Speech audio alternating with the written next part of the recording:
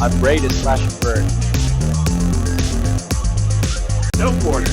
I am going to be uncomfortable and all over you from start to finish.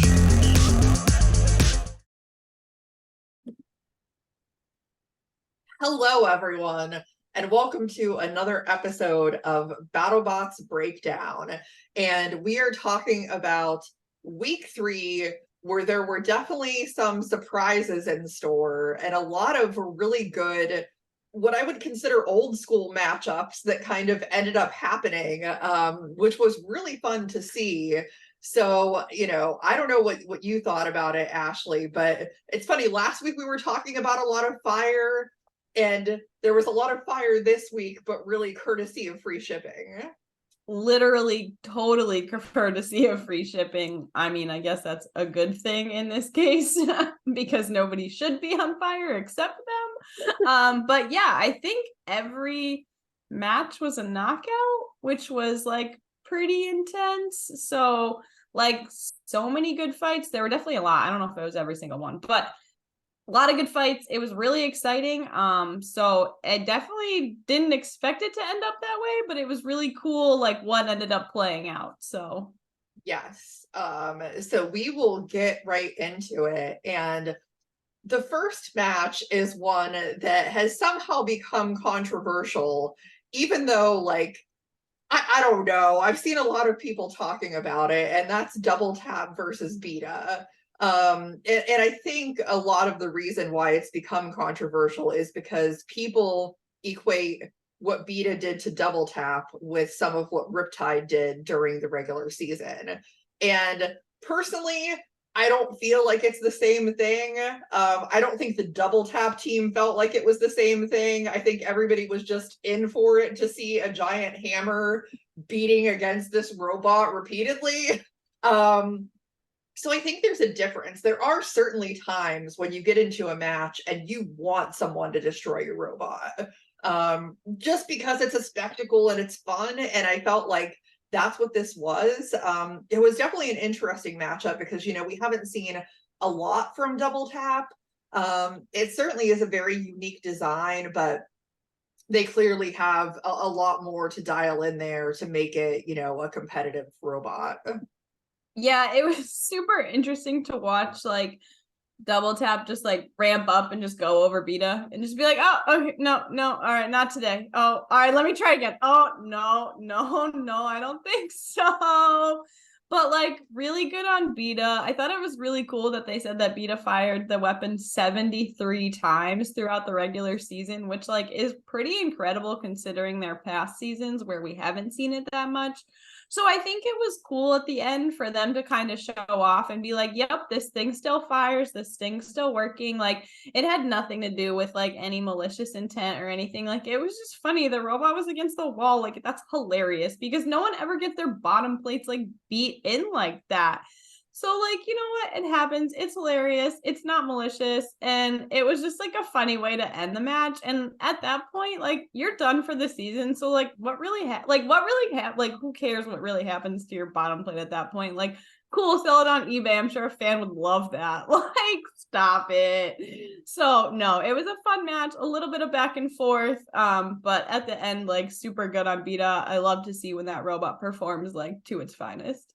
Yes, yeah, and for anybody that like would doubt the power of that hammer and what it can do, that was a really good example that it is a very powerful weapon.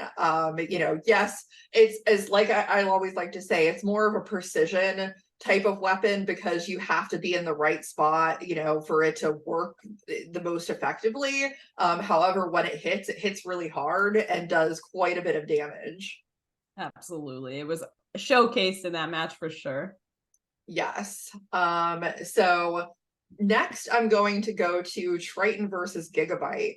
And I think most of us really just appreciate Triton as a design because that is such a massive weapon. And I am a girl who loves my weapon blades. So that I love it, but it is so easy for that robot to essentially break itself or end up in bad situations just because of the way it gets hit. And Gigabyte, I mean, it was kind of a theme throughout the whole episode where Gigabyte showed a tremendous amount of durability. I mean, it's it just kind of scoots across the floor, it does its thing, but like it has to be able to take hits. And I think more than anything, it was just really able to take hits. And Triton wasn't able to take the impact of those hits. And Gigabyte was victorious.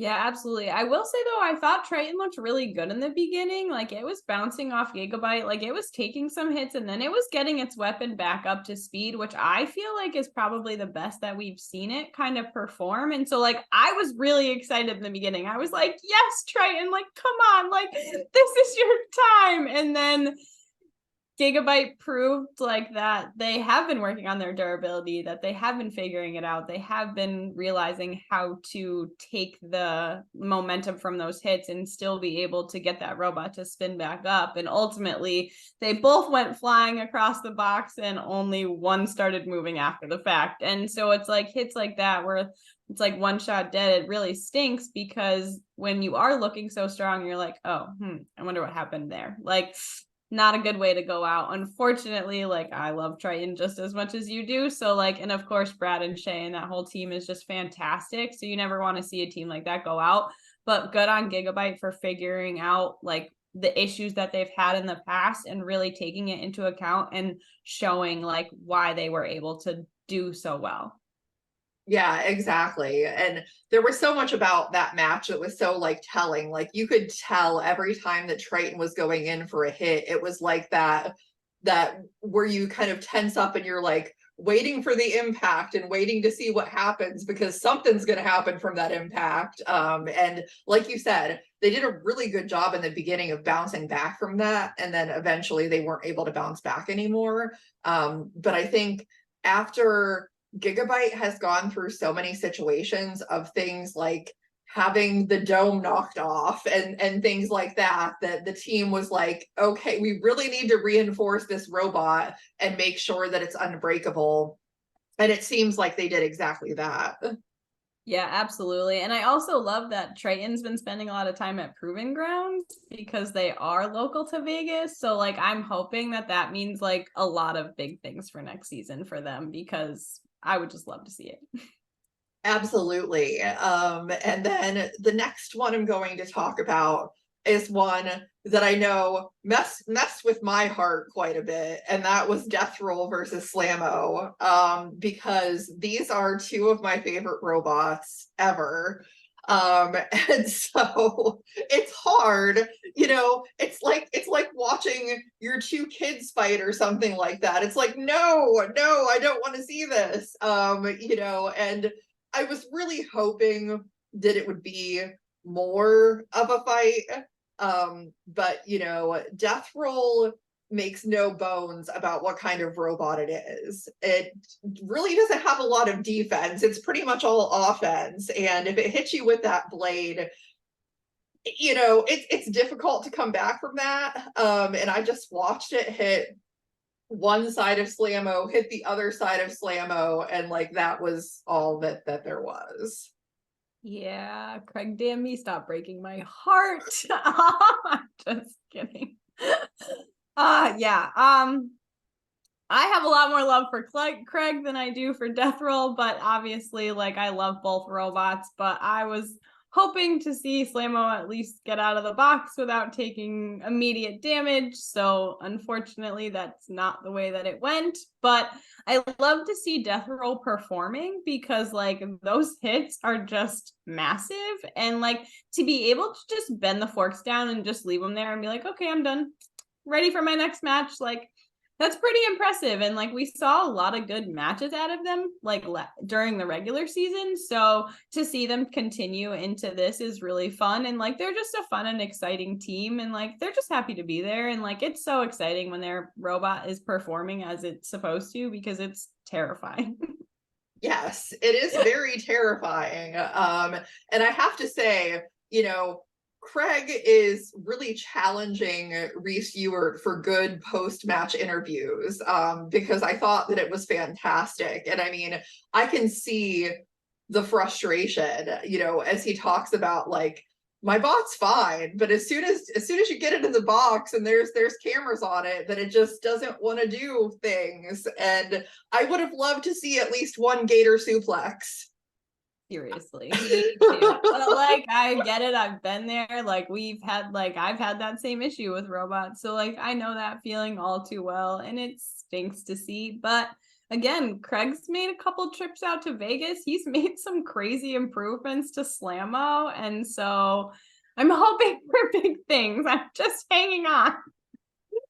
Yes, exactly. The resurgence of the control bots is coming. Yes, exactly. So yes. So then the last fight in the first round, Mammoth versus free shipping.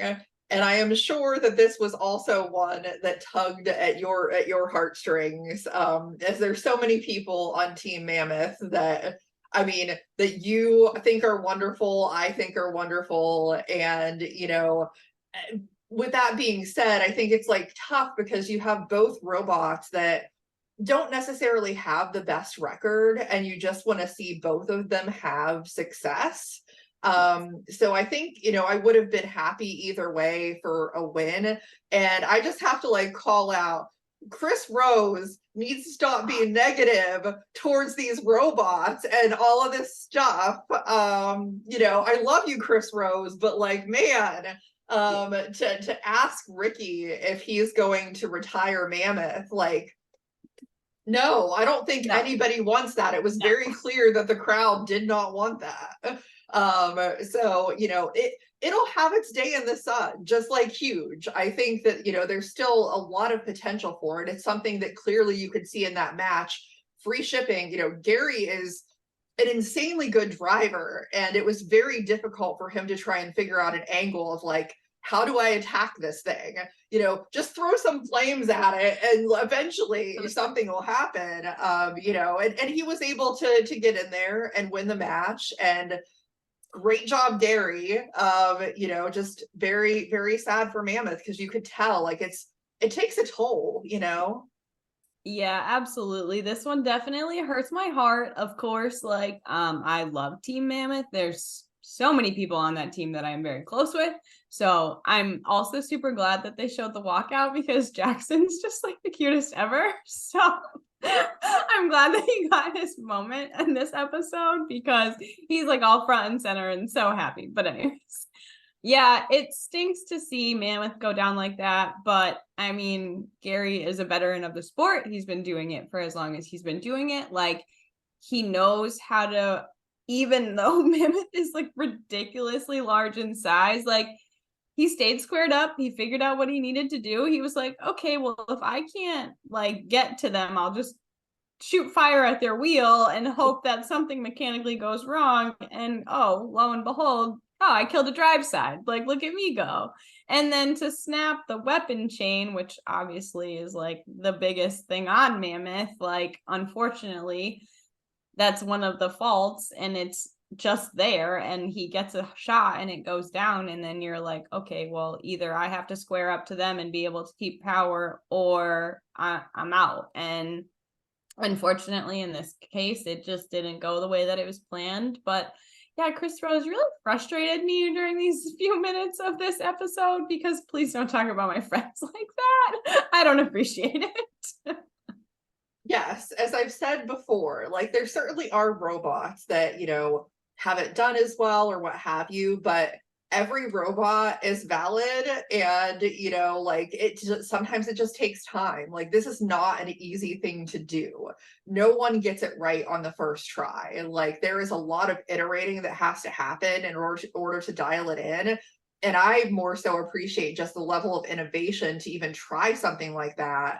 That I think is cool. So yeah, it's just, I think it's maybe more of a gap of like not being in like really the thick of it as somebody who's built a robot and understands like it's not easy. Yeah, it's definitely not as easy as like some of these guys make it out to seem. Like, it's hard and it's a lot of work, and these guys and girls and what everyone else puts in so much time and so much effort, like, and so much energy. Like, these people are there for 12, 14, 16-hour days back to back to back. And like, it's a testament to everything that they're able to accomplish. So like, no matter what, they're still getting that robot in the battle box and they're competing. So that's huge, and that cannot be taken away from anybody. Oh yeah, definitely. And so the next match was probably the one that was maybe the most difficult for me, because, you know, I was obviously there, as you were, for part of this, and looking at this bracket, I'm like, there is no way that DeathRoll doesn't win this bracket. Like, it's such a dominant robot. I saw, you know, how it performed in 2019, which granted that was like a while ago, but it's like, it's still that level of robot, and, you know, like they're gonna freaking run the table.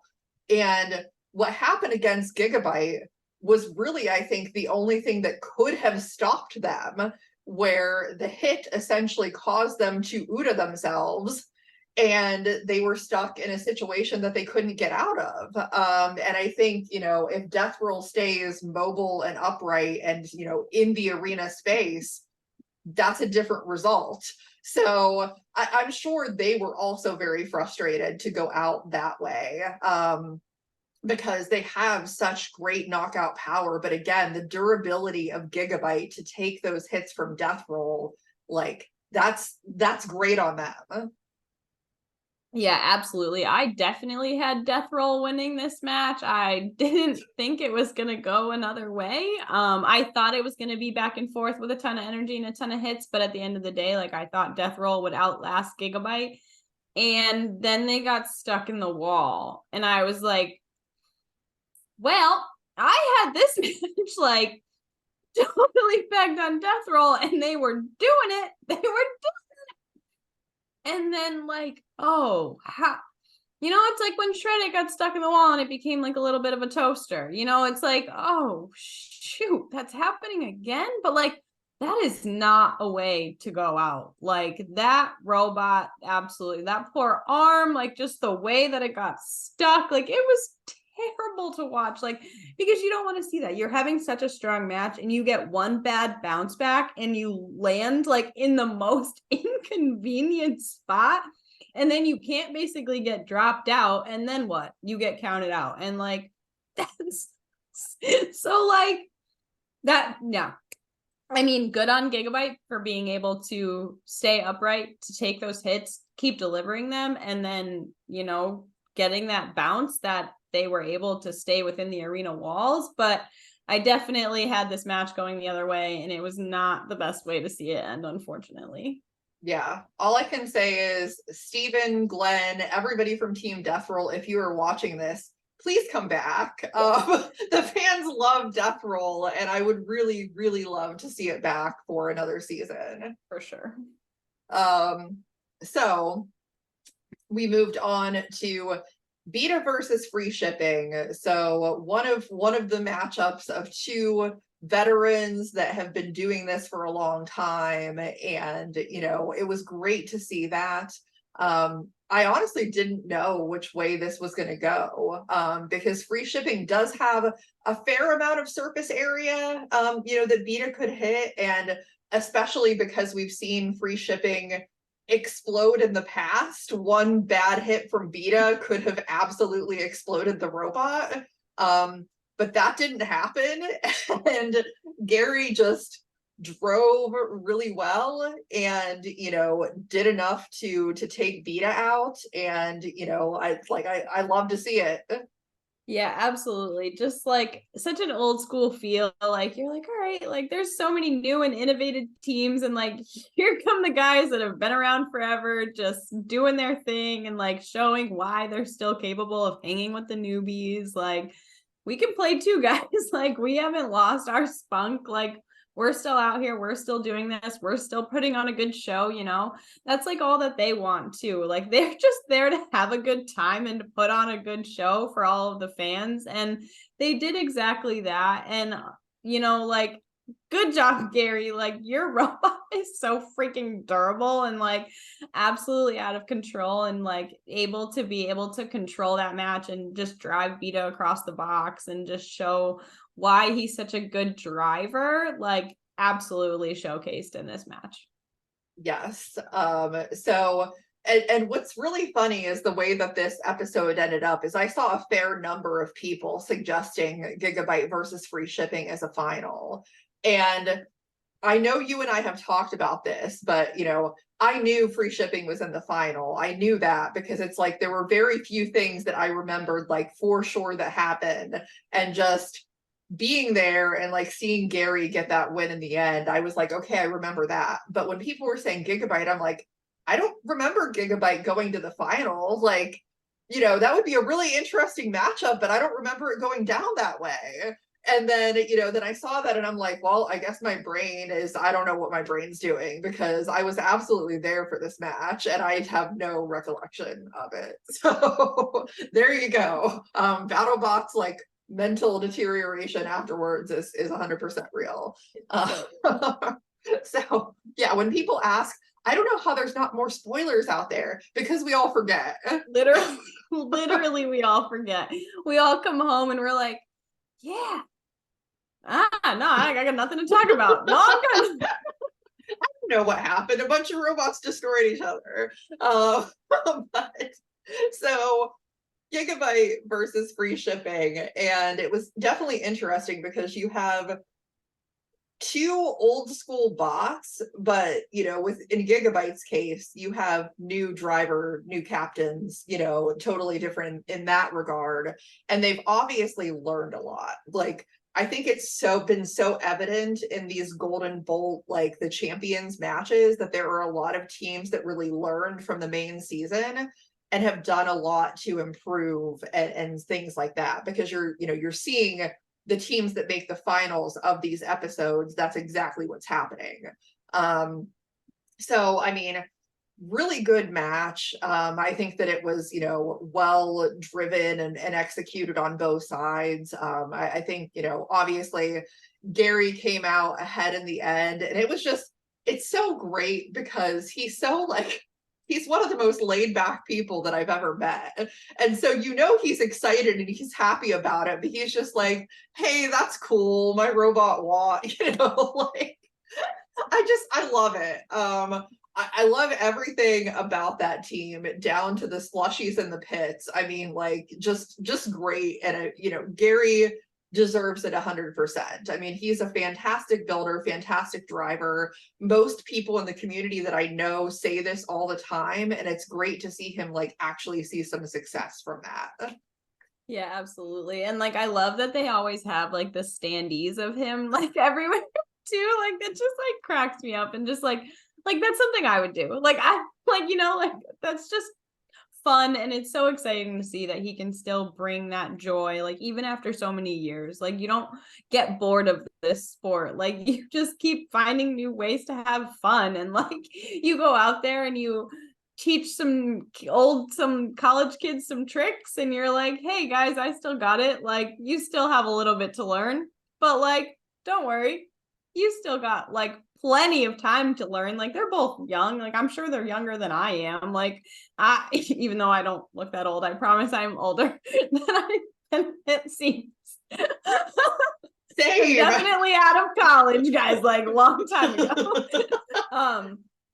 But yeah, and unfortunately too, like with Gigabyte having to deal with that whole fire after the fact of their match, which like was so crazy that like they were just, exiting a robot and all of a sudden it lit up. Like, oh, okay, yeah, but that's a real possibility. And so it's like, that's why one of the things that they try to secure the most in robots is batteries, because things like that can happen at any point. So like, good on them for being able to go through that and still be able to get the robot repaired and then go through the final. So, that shows a lot. They've definitely learned a lot. And so like, mad props to them for just being able to get through that. But good job, Gary. I love to see free shipping going into this final tournament of days, and like, I just think it's going to be so fun. Like, he just loves it, and it's so good.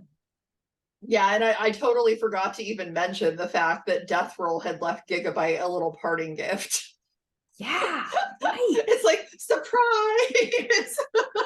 Yeah, like I can't even imagine being the crew and just being like, guys, this is actively on fire now. Like, Yes. Yeah, it is pretty incredible that like that happened and that they were able to recover from that. I mean, I have no idea in reality how much time they had because I'm sure it was pretty tight either way, but like, yeah. yeah, no, fire is no joke, and recovering from fire can be absolutely devastating to a robot. Yeah. So I think really the great thing when you look at the field so far of who's gotten into the Golden Bolt tournament is you have, Shred It Bro, who is a robot that so many people counted out, and you essentially have two control bots in Whiplash and free shipping.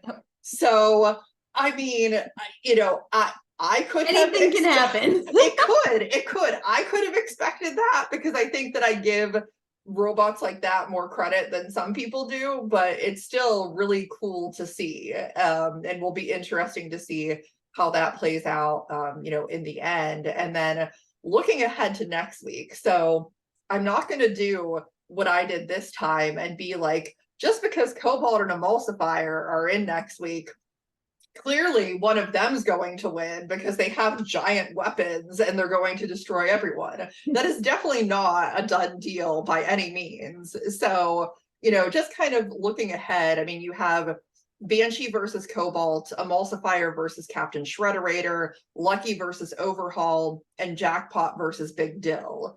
How do you see all of that shaking out?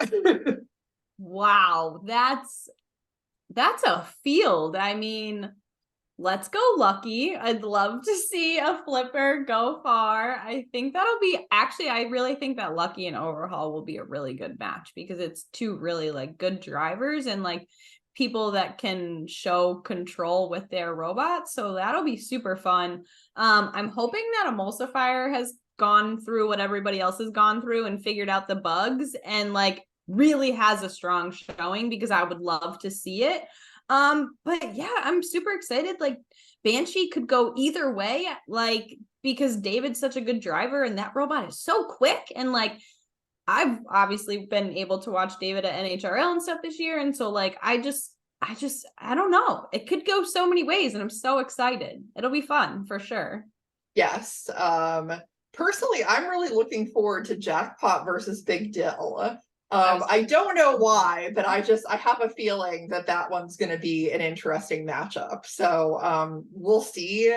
And then lastly, I mean, the schedule hasn't officially been released for the last qualifier, but one could certainly speculate about who is going to be there. I think for sure we're going to end up seeing Hypershock because Pizza. And Ripperoni. Yeah, Ripperoni. Like, let's go.